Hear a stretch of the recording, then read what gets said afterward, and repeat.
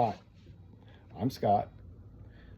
This is my second attempt at a video. My first video I didn't like very much. I was nervous and I said all the time.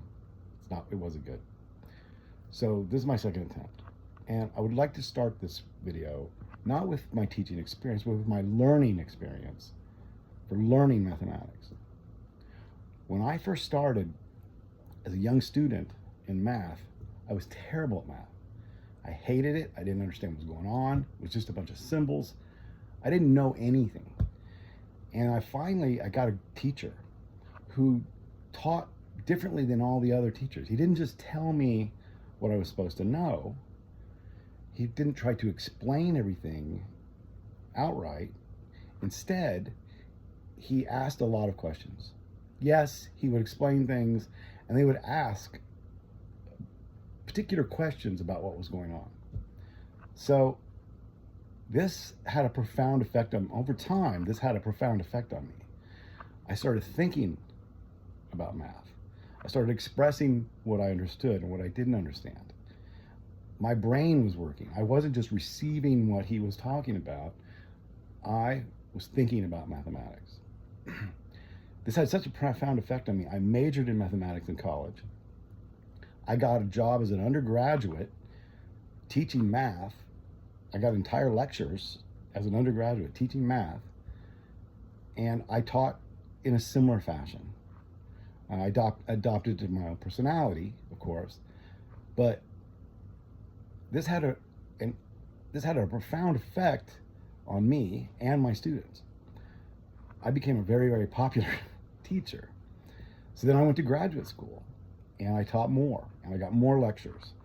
I started, when I was at the University of Illinois, I was part of one of the very first, so the University of Illinois had the first web browser in existence. It was called Mosaic. And we immediately started designing and teaching online courses at the University of Illinois. And that program still exists. It's called NetMath. So I helped found the NetMath program at the University of Illinois. Then I started a company that used the same sort of inquisitive Socratic techniques to teach mathematics and programming languages. And I created about 40 different courses, both in mathematics and programming languages.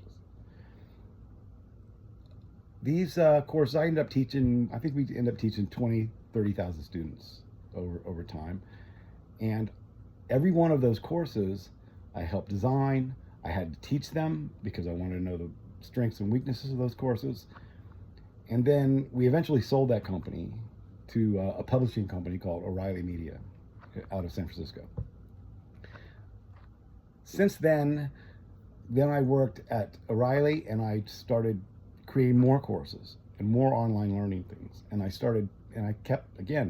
kept teaching these things. Even though I was the director of the whole thing, I still took the time to teach each individual course so I could know what was the positive and negatives, and so what we needed to adapt about those courses.